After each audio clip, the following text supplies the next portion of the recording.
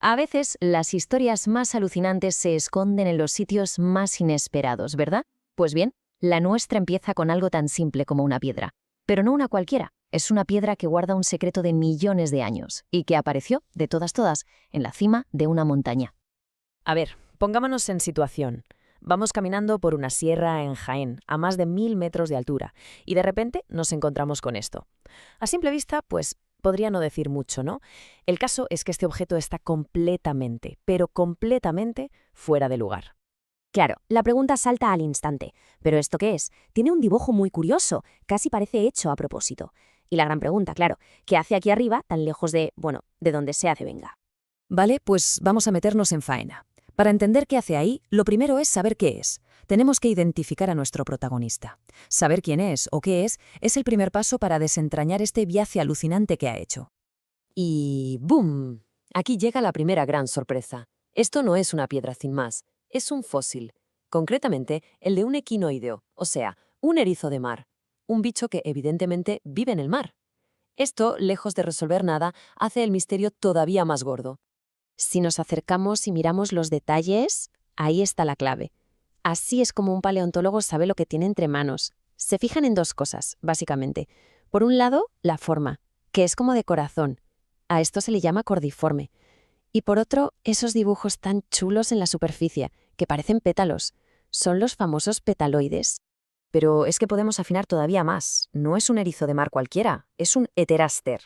¿Y cómo lo sabemos? Pues por su forma irregular y porque esos pétalos no son simétricos. Es un oschiva, que era un erizo que vivía enterrado en el lodo en el fondo del mar. Y ojo, hay otra pista clave, está entero. Esto es súper importante porque significa que lo enterraron de golpe, muy rápido, antes de que se rompiera o se lo comiera algo.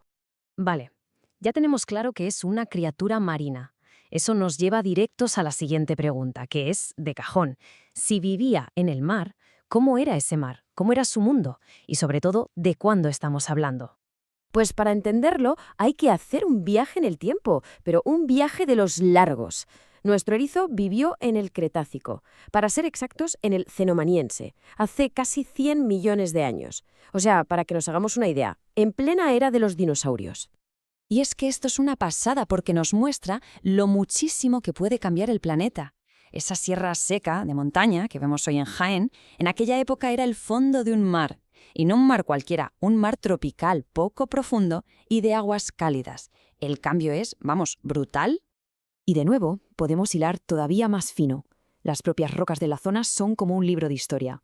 Por un lado, hay calizas blancas masivas, que nos cuentan que ahí había zonas de aguas movidas, con mucha energía. Pero nuestro heteraster no estaba ahí.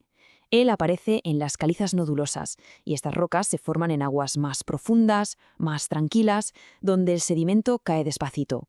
Justo el sitio ideal para un bicho que se pasaba la vida enterrado en el fago. Y aquí es donde la historia pega un giro de guión alucinante. A ver, recapitulemos. Vivían en el fondo de un mar tropical, pero lo hemos encontrado en lo alto de una montaña. ¿Cómo puede ser? Pues venga, vamos a atar cabos.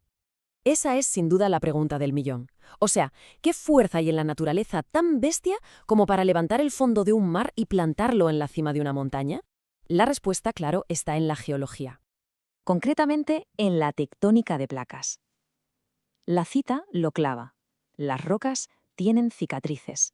Y esas cicatrices nos cuentan una historia de una fuerza geológica brutal, casi inimaginable. Una fuerza capaz de mover continentes y crear montañas de la nada. A todo este proceso se le llama orogenia alpina. Y fue algo que ocurrió en 3 pasos. Primero, compresión. La placa tectónica africana empezó a chocar contra la placa ibérica. Un empujón tremendo. Segundo, la fractura. Las rocas del fondo marino, que son rígidas, no aguantaron la presión. Se plegaron como si fueran de papel y acabaron rompiéndose. Y tercero, la elevación.